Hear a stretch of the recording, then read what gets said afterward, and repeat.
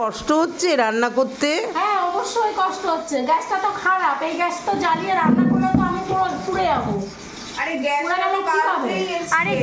তো আমরা ছিলাম না বলে একটা কালকে রাত্রিরে গ্যাস এসছে। আরে আমি ছিলাম না, বুঝলে, আমি ছিলাম না, মেয়ের বাড়ি গেছিলাম, সেই অবস্থায় গ্যাসটা এসছে, এসে ফিরে চলে গেছে। ফিরে চলে যাওয়াতে কি করব, সেই মেয়ে তো ফোন করে করে একসা হচ্ছে, আমি ফোন করে করে একসা হচ্ছি।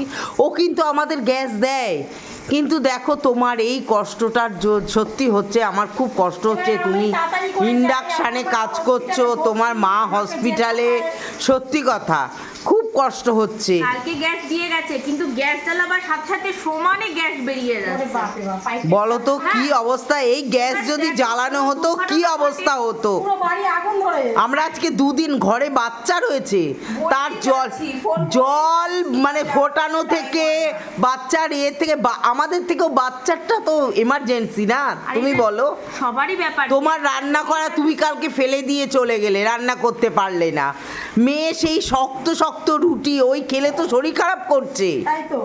আজকে যাও রাত্রিরে গ্যাস দিয়ে গেল, হ্যাঁ ও ফেরত নিয়ে চলে গেছে, এটাও ঠিক কথা। তা ফেরত নিয়ে চলে গেছে, আমাদের গ্যাসও দিয়ে গেছে, সেই গ্যাসটা দিয়ে লিক করছে।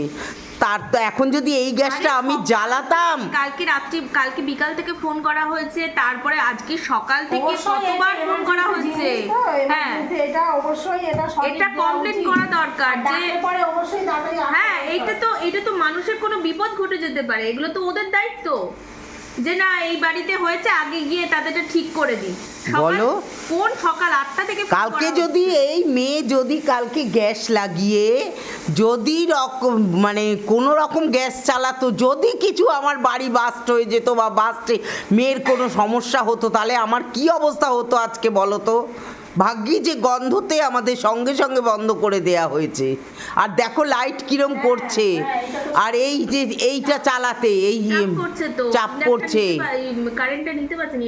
কি করব বলো তো বোন, আমার মাথা খারাপ হয়ে যাচ্ছে বোন। এদিকে আমরা না খেয়ে রয়েছি, এদিকে আমরা না খেয়ে রয়েছি, জানো। ঠিক করছে না একদম। যে গ্যাস দেয় তার এটা খুব দায়িত্বপূর্ণ জিনিস, বলো তো দেওয়া উচিত।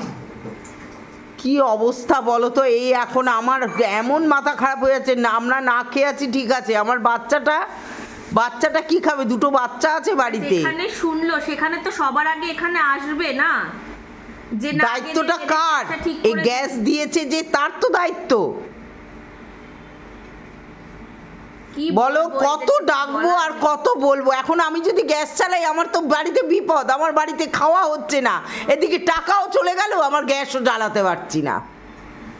বলো আমি কি করব বলো। তোমারও কষ্ট, তুমি আসছো রান্না করতে পারছো না, কি করব বলো। কিছু করার নেই বোন, আমার হাতে কিচ্ছু নেই। না গো দিদি, সকাল থেকে অনেকবার ফোন করা হয়েছে কিন্তু আসবে করে এখন পর্যন্ত এসে উঠতে পারলো না। জানি না কি এদের শুনেও কি করে এরা মানে